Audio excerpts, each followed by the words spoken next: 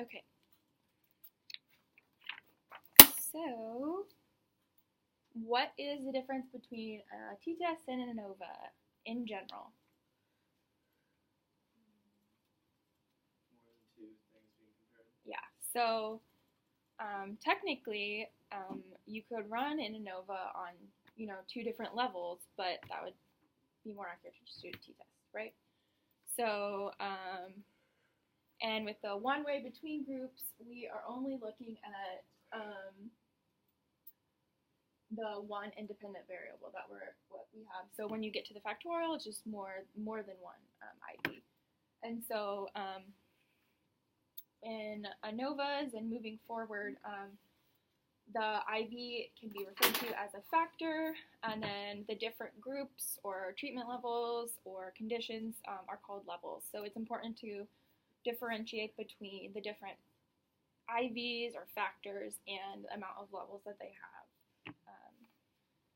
Because sometimes it can be a little bit unclear in the prompts or in like when you're reading a research article, anything like that. And so another differentiation is the between groups is that the different groups do not have any connection to each other systematically in the research design.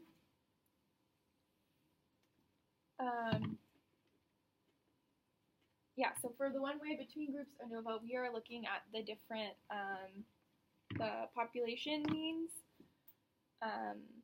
between the different groups that we have. So HO equals mu1 equals mu2 equals mu3. So that's pretty simple, just like an extension of the t-tests.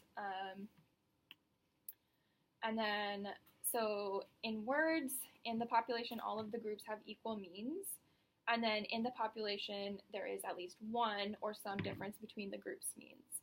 And so the reason why the null or the alternative hypothesis is like that is because just with the ANOVA, we can't tell where the difference is. We just know that there is a difference between the groups. And so that's why we can't do the alternative hypothesis in the statistical notation for that one. So another thing about the assumptions is for all of the homeworks and PEs, you're kind of being tested on what assumptions go with what. So it's important to address all of them.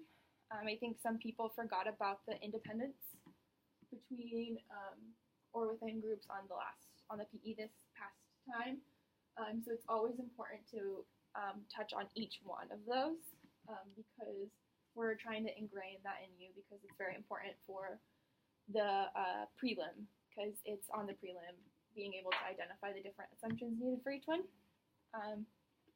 So the ANOVA is really nice because it's basically the same assumptions as the t-test, the independent groups t-test. So we have normality, and we will look at the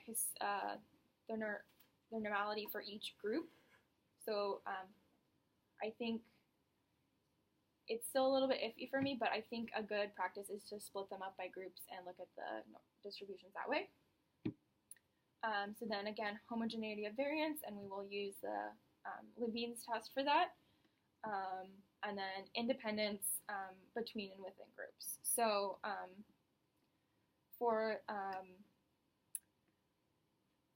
the independence between, I'm going to look at the research design for that. Did they use random assignment, that type of thing, and then just taking it on faith that they didn't systematically group the participants with each other in any way. But it is important to note that using a rational explanation for that. Again, with the, like the t-test, one or the other of the normality or homogeneity of variance has to be met. If both of those are not met, it's not advisable to run the test that we're trying to use. And so it's important to note that. I think I didn't make it very clear, but I don't think any of the homeworks or PEs have ones where it's not met, like both of them are met. But if that ever happens, I can't remember honestly if I don't think it comes up. But if that happens, I'm always going to ask you to run it anyway. And I don't think that was very clear on the last one. I think some people like just didn't run it in the end because they found. So yeah, does that make sense? Yeah. Okay, cool. If the normality and the variance are not found to be met, you would use a non-parametric test, the Kruskal-Wallis one-way analysis of variance by ranks. So just keep that in mind. We will be addressing the non-parametric tests in more depth next semester, but keep this in mind. So knowing that if it was not met, you would use the Kruskal-Wallis for that. Yeah. So you'll use the same path to do the normality with Explore. You will put the grouping variable in the factor list so they can be separated out. And then the Levine's test will come out with the ANOVA as well. Cool. So why don't we open up the data. So we're going to do data A, instruction lab 3. So another thing is the post hoc tests. You guys go over those? The idea, concept? Okay. Okay, perfect. So these were a little hard for me to understand because if you go down to this big table, these are kind of the different post hoc tests, and honestly it was very hard for me to understand when and where to use the different types. So that's definitely something that I need to work on a little bit, and we can kind of talk through next week after you kind of go over them, because I don't really know how much Dr. Guadagno is going to cover the different types. But basically, as you can see, like the different ones have different requirements. How often is it used? Equal sample sizes are required or not required. Equal variances. How to the type 1 error, how to look at that. So there's different instances in where you will use it. I think in the packet even, usually we're going to be using Bonferroni or the Sheffe one. But since you guys haven't gone over it yet quite in class, just use the Bonferroni, I think, for now. It's kind of one of those things where you, it's like the checkbox, you can pick different ones, we'll get to it.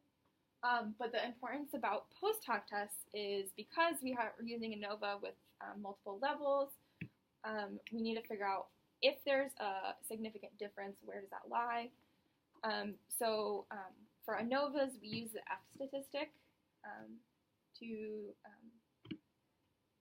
test the statistical analysis. And so if the test statistic is significant, that's when we will look at the post hoc analyses. We will always run the post hoc analyses when we do it in the SPSS, but depending on whether or not that statistic is significant or not, will tell us whether we're going to use it or not. So another thing is, does anybody know what it means by omnibus? So all that means is like taken as a whole. Like the omnibus F statistic is referring to the whole analysis in one. So not in its parts. Yeah, so that's basically what it means. And that'll come up in other areas as well. But that's how I remember it. Yeah, so the post hoc test will just say whether there's a difference between red and blue group versus blue and green group. It'll just tell you that. And I'll show you that when we get to it. Any questions about that concept? So ANOVA tells you there is a difference, and then the post hoc tells you where it is. Yes. Okay. Yeah. Yes. And there's also a priori test that you can do, which is so post hoc is post, and a priori is kind of beforehand. You're planning on what you want to look at between where you think the differences will lie. But most often we are in this class we're going to be using post hoc tests. Yeah. So why don't we go through this example? So each of 50 participants was randomly assigned to one of 5 groups, counting, rhyming, adjective, imagery, and visual. Participants took part in the study individually. Researchers read aloud words to the participants in each group. For each group, participants were asked to apply a specific memory skill to remember words. The researchers wanted to determine if a specific memory skill would impact the number of words recalled.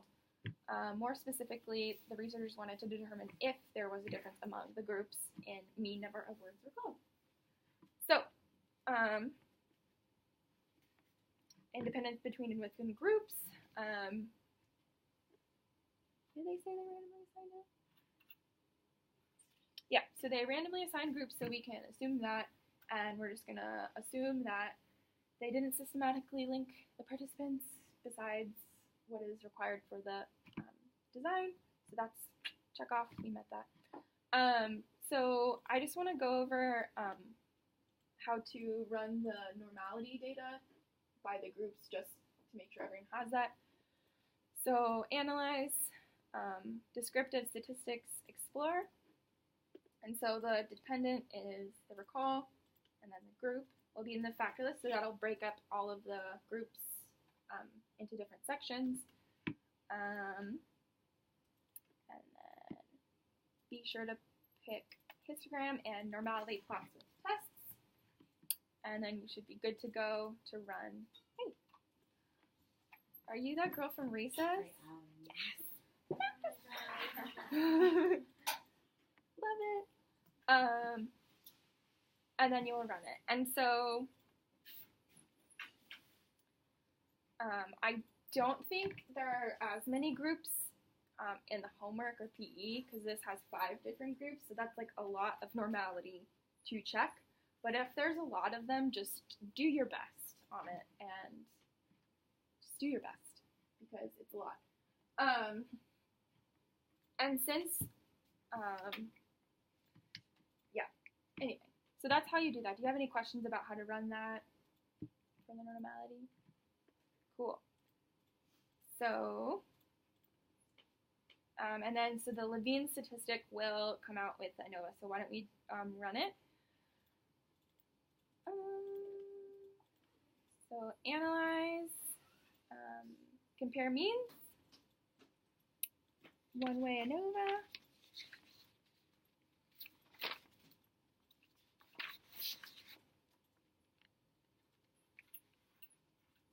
Okay, so then the dependent list is going to be our recall, and then we're going to put the grouping variable as the factor. So that'll separate all of the groups and their recall scores.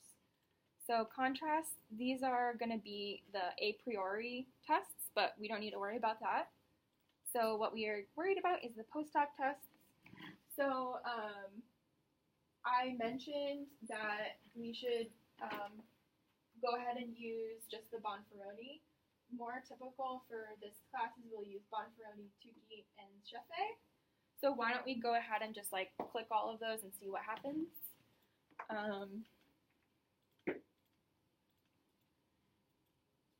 And then continue. We don't need to worry about these right now. Oh, maybe we do.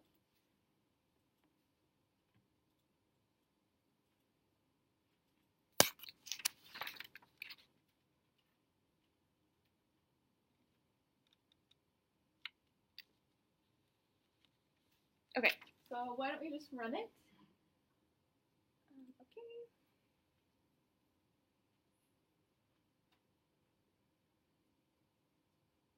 Okay, so actually, You didn't tell us to do the Levene's. yes.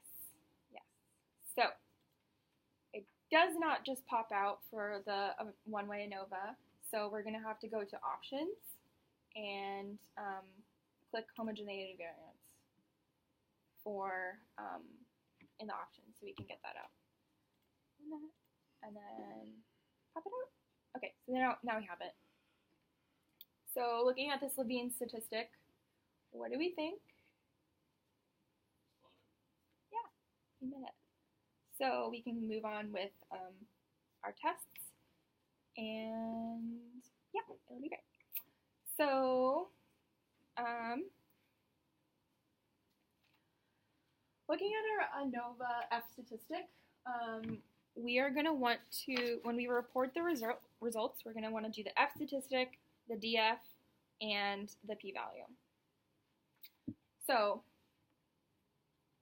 looking at this, our F statistic is 3.84, and then for the DF, because it splits off, we have our between groups comparisons and then the within group comparison.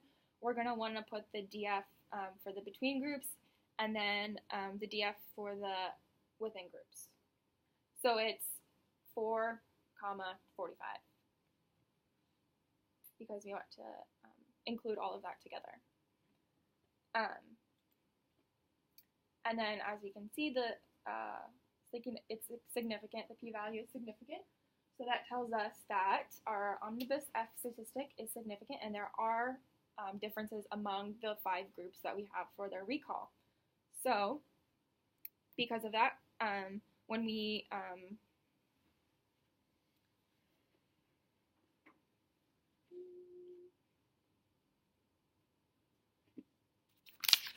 okay, so we're going to look at the different post hoc tests that we have. So we have the Tukey, the Scheffé, and the Bonferroni. We can go ahead and look at the Bonferroni. And so as you can see, it separates by each variable and then compares it to each other variable. So for the counting, you can see that there's no significant difference between counting and the other ones. So moving on to rhyming, there's no difference between the other ones besides visual. Do you see that? So there's a significant difference between rhyming and visual recall strategies. No difference, no difference. Would you mention the rhyming and the imagery? What's 0.058? Like in results or no?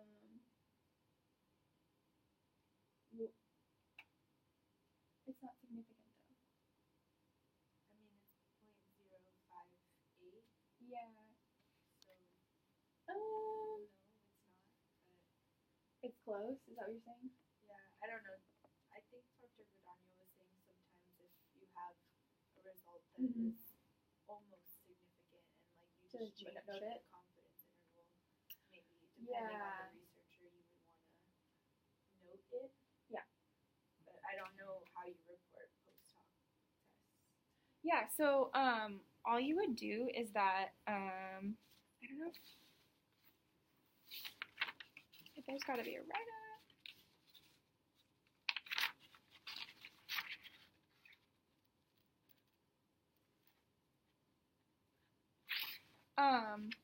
There's not a really good example of the post hoc tests in the interpreting results for this one, but all you would have to say is that using a Bonferroni post hoc test, we found that the rhyming and visual groups were significantly different in our analyses. You could also mention that rhyming and imagery were technically not significant, but it was very close. So yes, you can mention that because it is important, but based on the analysis, it's not technically, do you know what I mean? Yeah. So,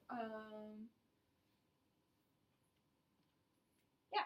So technically, based on our results, only the rhyming and visual were the only significant difference. So you would just note that. And so that's why with using the F statistic, it doesn't really tell us a lot because there's only one significant difference between all of the groups, in the comparison. So that's why it's important to do the post-hoc test. And between the three of them that we did, it seems like the 2-3 is the most sensitive to significance. Mm-hmm. Is that the one that we should mention, or? Oh, yes, I was looking at the 2 key. So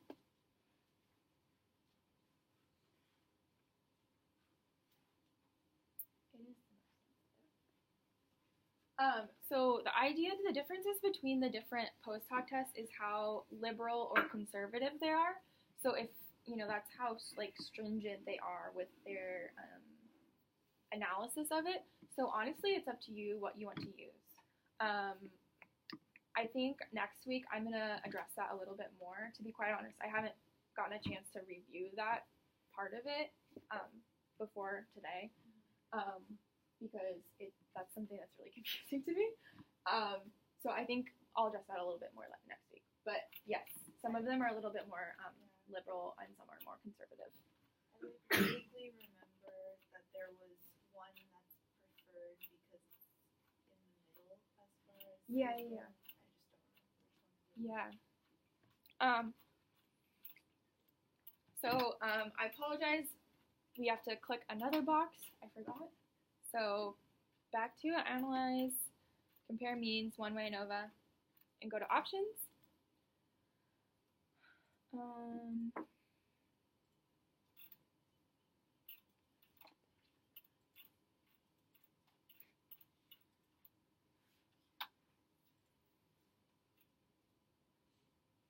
Oh, okay. Sorry. So this is one way to do the one-way ANOVA. There's another way to do it, because this does not give you the effect size. And so what does effect size tell us? How big, what the magnitude is of the effect that is there. So that's one way to do the one-way ANOVA. We're going to show you how to do another way. So go to Analyze, General Linear Model, and then we're going to click on Univariate. And so we have a little bit more here. So our dependent variable is still the recall, and then fixed factor is going to be our IV. So as we go on, you see that there's covariates where you can control for the effective variables and a couple other things. But right now we're only concerned with those two. So model, you don't need anything. Contrast, again, that's for the a priori. You don't need that. Plots. I don't think we need that. Post hoc, you're going to put over the group and then click whatever ones you want.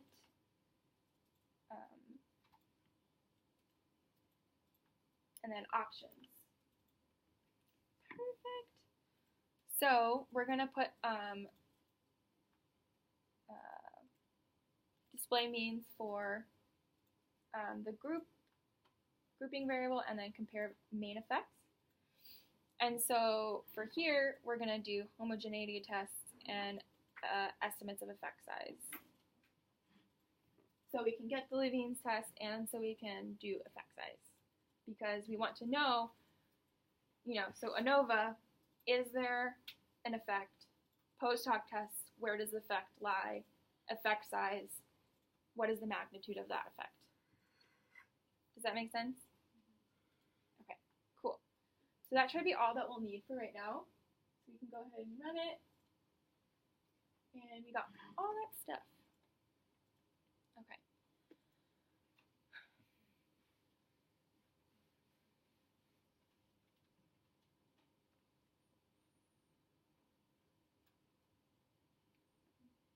Okay, so this looks a little bit different than our just one-way ANOVA, because now we're using a model to run this analysis. So there's a couple different things that we have here. So we have the corrected model, intercept, group, error, total. There's a lot going on there. So what we're interested in is the group for right now. And you'll notice it's the same as the corrected model. Yeah. So we have a little bit different. Was that the same number? Yes. Yeah, okay, so it's the same number as we had before, but we're running it a little bit differently because now we have our partial eta squared. So this is where we're going to get our effect size. Because,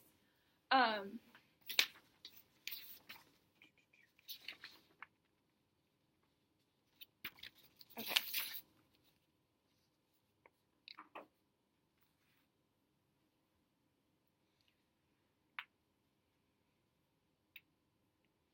Okay, so moving forward and for ANOVA's, eta squared is going to be our effect size statistic.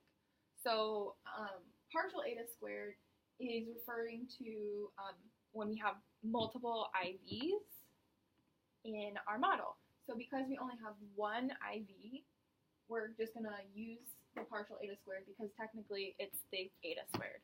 Does that make sense? So if there was multiple variables in the model, we would do something a little bit different. But because there's only one variable, we can just take this number as is.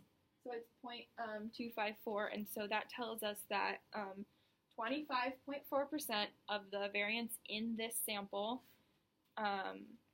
for the words recalled is shared with or related to the type of memory skill. So that's our effect size. Does that make sense to you? Does that concept make sense? So 25% of the variance in the DV is because of our IV. Yeah? Okay.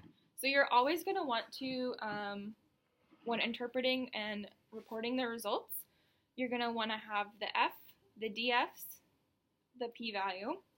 You're going to want to say whether or not it's significant, whether or not the null hypothesis is rejected or failed to reject, and then kind of explain the conclusion in the words of the study design. And then you're going to want to do your post hoc tests if they're necessary, so if our F statistic is significant, and then you're going to want to do the effect size. So it's a lot to remember, but does that all make sense? Any questions on that part? How do you report the effect size at the end of the whole string of things? Yeah. Like comma, comma, comma, or after? So I usually actually,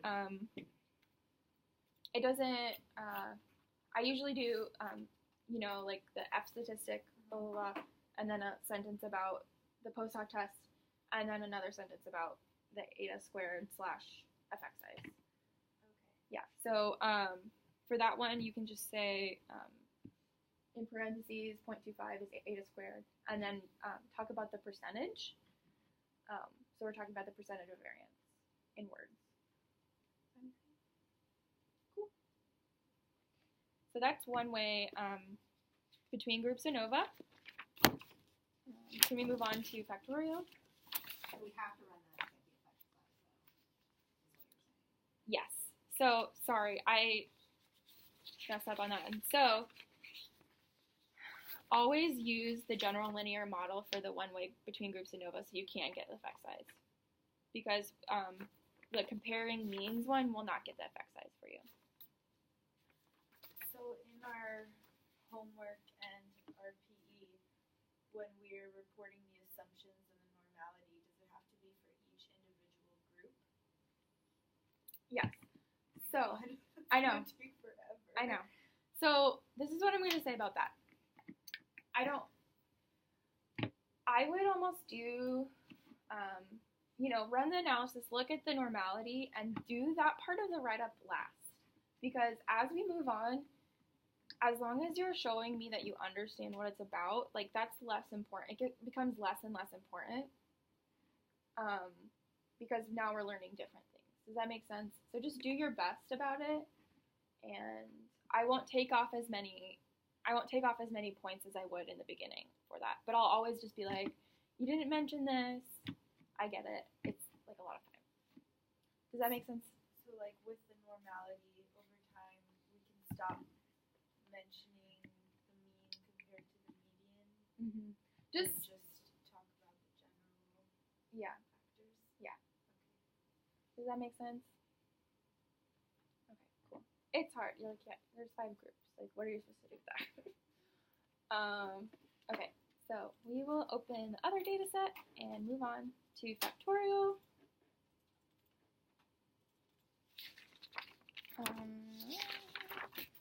Okay, so 2A factorial between groups ANOVAs. So now we have 2 different IVs, and each factor can have 2 or more levels. So when you add more variables to an ANOVA, you're going to get your main effects for each factor, and then you're also looking at interaction effects. So how do the 2 factors interact with each other? Does that make a difference?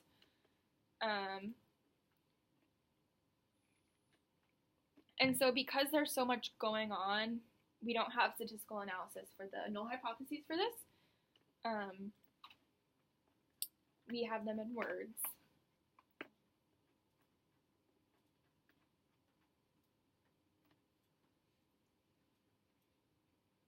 So,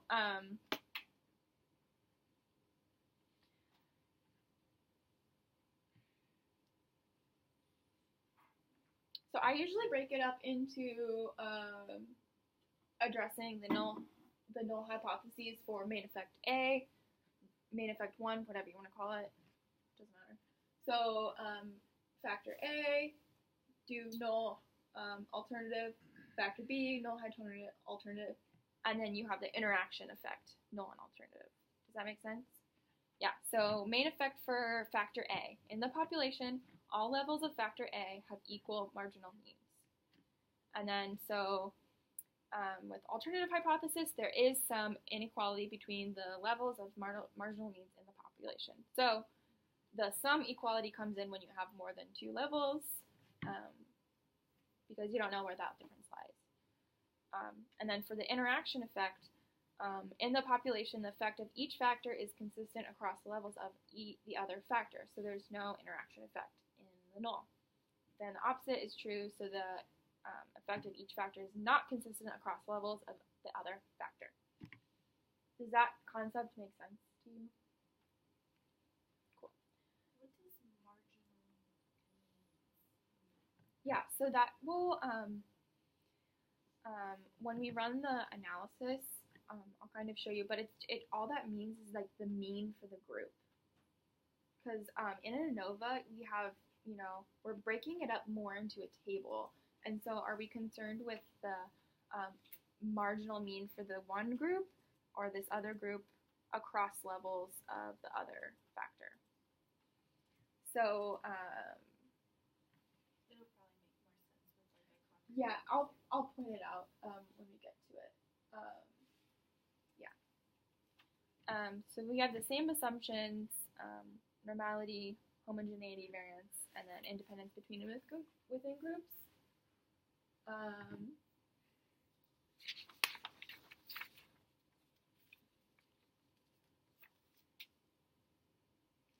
So doing the general linear model will make stick in your mind better for the one-way groups ANOVA, because that's the only way to do it for the two-way. So just remember general linear model to run that.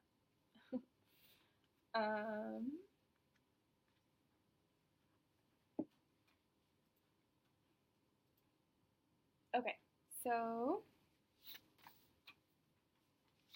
this one is really wordy, so let's do this together.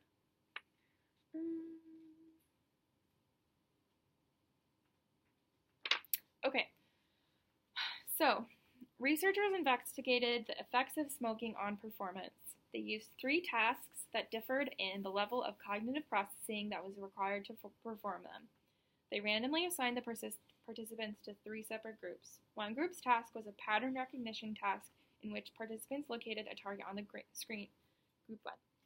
Another group's task was a cognitive task in which Participants read a passage and then recalled it at a later time, group 2. The third group's task was a driving simulation video game, group 3. Participants were further randomly divided into 3 smoking groups. Group AS was composed of participants who actively smoked during or just before the task. Group DS were regular smokers who had not smoked for 3 hours before the task. So D stands for delay, and NS for non-smokers. The dependent variable in this 3x3 design was the number of errors that the participants committed. At this point, we don't know whether main effects will be significant, so whether the ends are equal and whether there is homogeneity variance. So, yeah, so 3x3 just means that our 2 independent variables have 3 levels each. So if we only had 2 smoking groups, we would have a 3x2 ANOVA. So for each of the 3 groups of type of smoking, there's 3 subgroups of tasks? Mm-hmm. Okay. Yeah, so you can think of it like, so it's not like the way that you just described it. It's not like they're further grouping the people after they already have them in groups. It's that some of the people in the non-smoking, yes-smoking DS group will overlap with, okay, what am I trying to say? I thought those were 3 different things, what you just said. Non-smoking, D, Mhm. and NS. Mm-hmm. So what I mean is that for the group 1 with the pattern recognition task, there will be people who are yes smoking, DS, and NS. So it's the inverse of what I said. Yes. Okay. Yes? Okay. Yes. So the grouping is by the task, not by the type of smoker or non-smoker? It's both. So that's why it gets confusing. Because, and that's why, so we can look at our, okay, think about your whole population, or your whole sample, right? So we can split them up into AS, DS, and NS, and look at so what is the mean on this mean number of errors for the AS people? We can look at their whole mean, right? And then you can look at the whole AS mean, and then the NS, right? So that's like our vertical. So on the other side, we have 3 different groups who do 3 different tasks. So for the group 1, the pattern recognition task, we can look at their whole mean for everyone in that group, and then the next one, and then the next one. So those are the marginal means. Does that make sense? And then, so if you think of it as like a 3x3 box, you can also have the mean for everyone who is in group 1 and everyone who is a yes smoker, and have that mean. Is that a marginal mean? No. So the marginal mean is for the entirety of the group? Yes. Either vertical or Yes. horizontal. Okay. Does that make sense? I think we said the same thing. Okay, If yeah. I'm picturing the table in my head correctly. Yes. It's just confusing for me. Yeah. Okay. So does that make sense to everyone? Let's run the data, and we can kind of look at it a little bit more in person. So what you're gonna do is go to Analyze, General Linear Model, and then you're gonna do univariate. So our dependent variable is going to be errors. So then we have, So we have 2 IVs, and they're both going to go in the fixed factors thing, so we can run them both. So model, we don't need that. Contrast, we don't need that. Plots, we don't need that. Post hoc. Since both of our variables have 3 levels, we're going to want to do post hoc tests for both of them. Oops.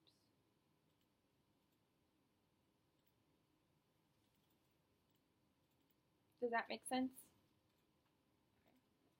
And then options. We're going to want to put all three over.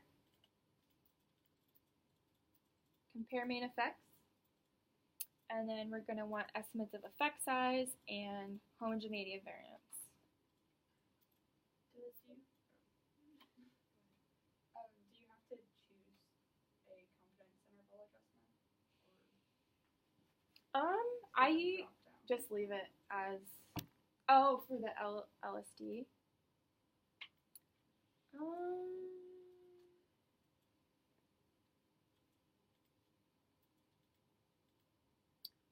be quite honest, I don't remember. So I'm gonna pick Bonferroni and see what happens. Okay, so we have everything that we need. So we have the means for each. What does overall do? That doesn't really mean anything. Yeah, I think it'll be the whole group together. Like everything altogether. Yeah, So I that think wouldn't really tell us a lot. Yeah, let's put that in the two. Just okay. So continue, and we should have everything. So we got a lot going on here.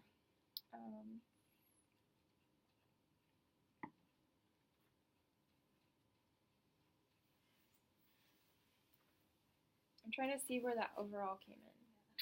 I don't know. Okay, let's tear this thing apart. So we have our Levine's test. It's non-significant, so that's good. We can assume that.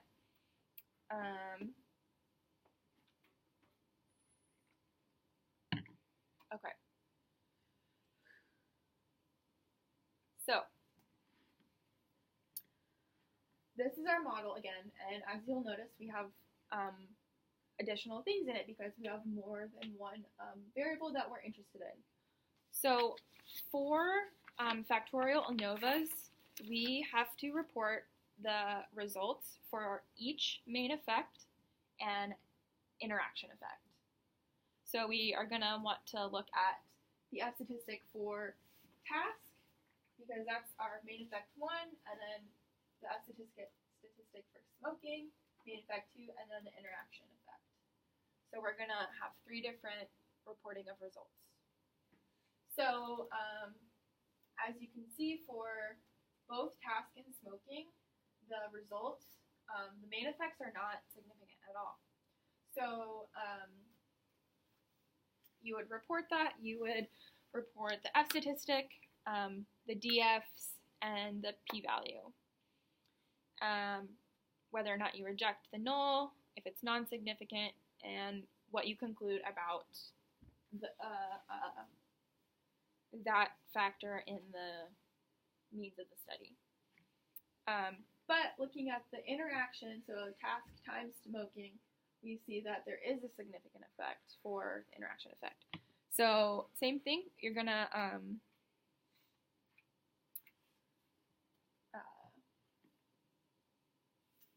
report everything the same, but in this case, it's significant.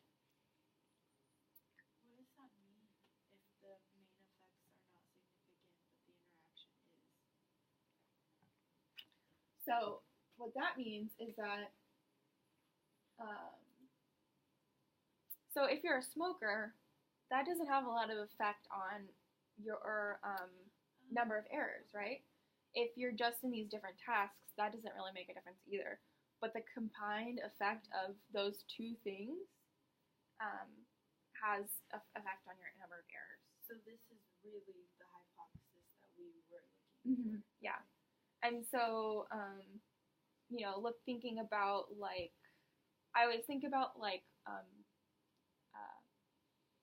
risk factors for, like, anything, like substance use or trauma.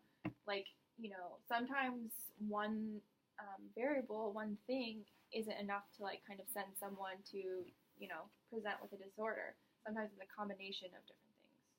That's what I kind of like to look at it as.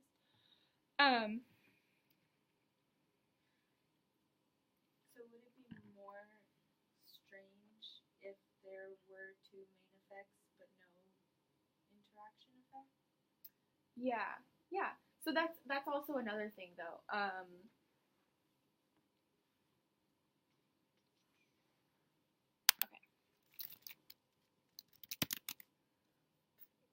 I need to Google something because I don't want to.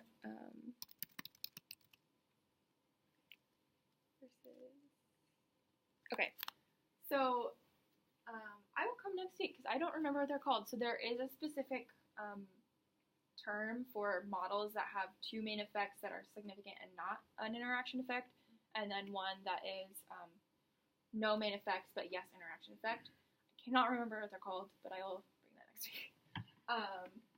So yeah, but that's an interesting thing. So it's like the two, if it was the opposite way, it would say like smoking and the different types of tasks together kind of cancel each other out. Like, what does that mean? That's weird. But that's significant. Okay, so let's think about the post hoc tests. So because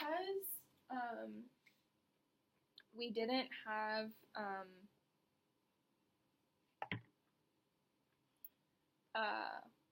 there's no significant for each main effect there's no significant result. We can't do the post hoc tests because they're not necessary. There is no difference between the two individual groups. So we don't have to do that. Whereas what do you say there's no significant effect for either? For the task and the smoking alone, there's no significant. Oh, I'm sorry. I was misreading that 7. Oh yeah. I thought it was a 2. Yeah. So just the main effects alone do not do that. And so because there's no significant result, we can technically say that the effect size for the two main effects is 0 because there's nothing there. So we'll just 0. But for the interaction effect, we can do effect size for that. So how much variance is accounted for. So we're going to look at the partial eta squared again. And we can also just use this number, so 0.182. So we can say that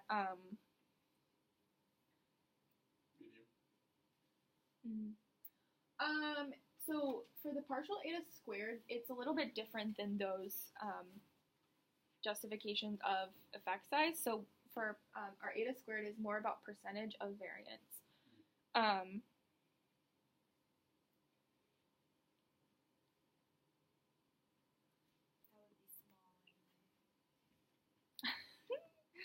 Depending on what you're using.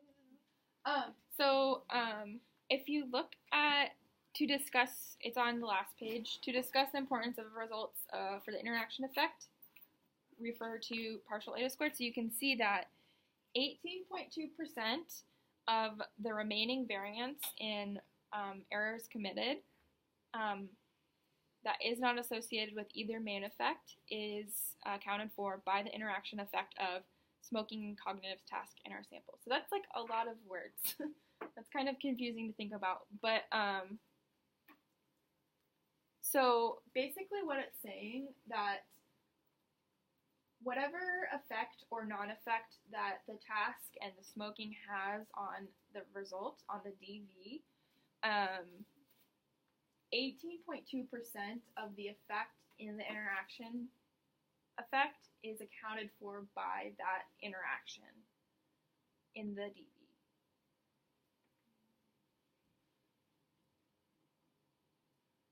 That's not a very large percent. Mm-hmm.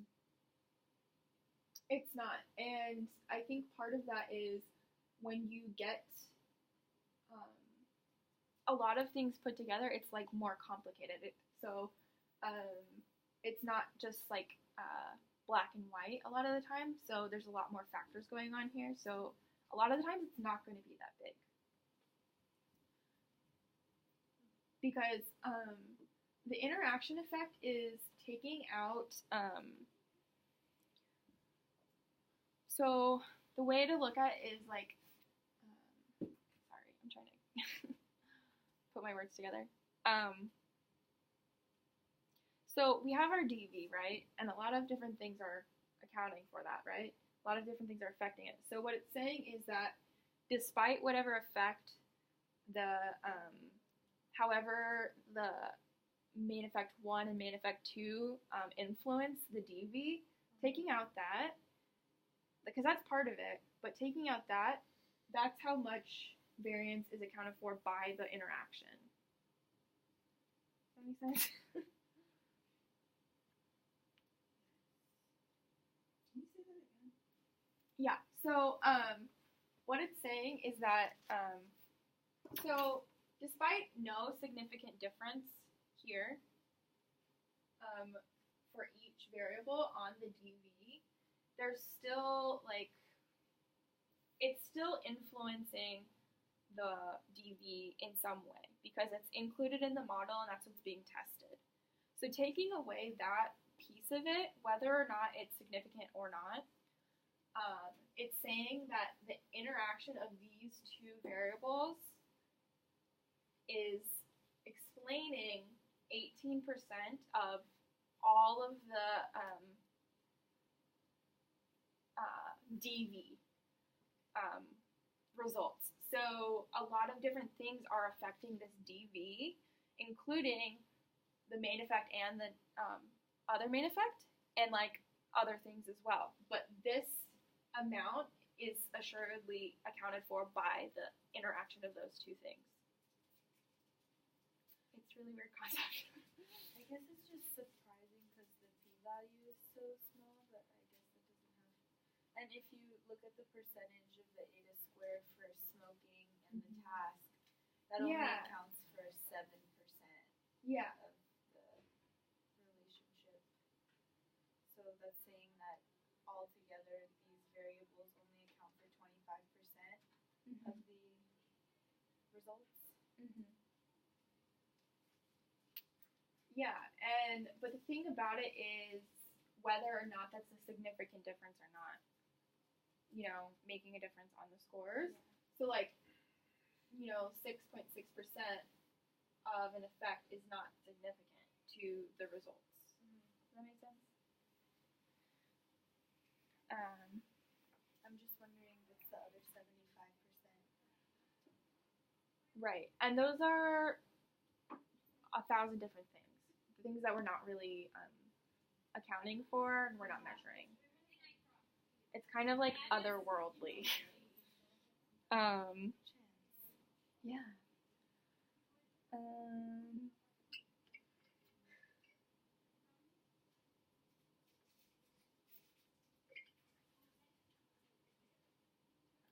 So looking at, so you can see estimated marginal means. So marginal mean is talking about, so if we think about task as our main effect 1, right? We found that there was no significant difference between its levels, right? So looking at these marginal means, so that means that each person in the location task, each person in recall task, each person in the driving task, across the levels of smoking. So there's no significant difference between those different groups at all. You know, it's one of those things that, you know, they do differ, but it's not significant to the results. And then again, going to the marginal means of smoking, there's no significant difference between those marginal means. So, I'm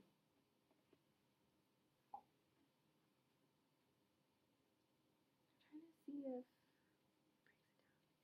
there's no good table. So, The overall thing Oh, here can yes. be sorry, what? I'm like, Oh, I think this is the overall. So grand mean. Okay. Yeah, I So didn't know I don't have a good example of this, but I don't think Dr. G like makes you do this stuff, but Dr. Menon used to make us like do everything by math, which I liked. I told you I like Cohen's D. It's like fun for me. But so we like did this example where we computed the marginal means, the grand mean, and all that stuff. But that's a lot. So We what? went over the formulas, but she said she's not going to make us Yeah. do it. So, do you understand the concept of the marginal means, right? It's just the means by group, and like, you know, think of it that way. So for task smoking, this is our cell means. That's what they're called. Because it is taking each level of the task by each level of the smoking, right? So this is a more like zeroed in mean about our groups. So that we have 9. Because we have 3 groups, 3 levels, and then 3 levels, 3 by 3, 9 different cell means. And then our grand mean, which is the overall, is the mean across all of the groups.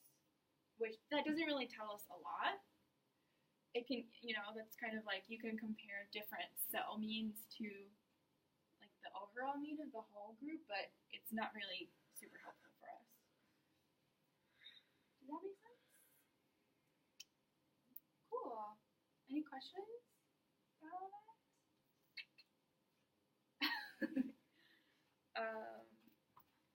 Yeah, super fun. I think, the homework has a 1-way between groups and then a 2-way. ANOVA. I already posted them on Moodle. I can send out an email too.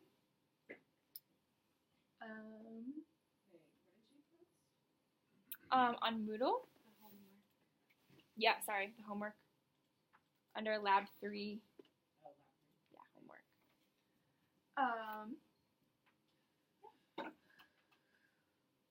So, super fun.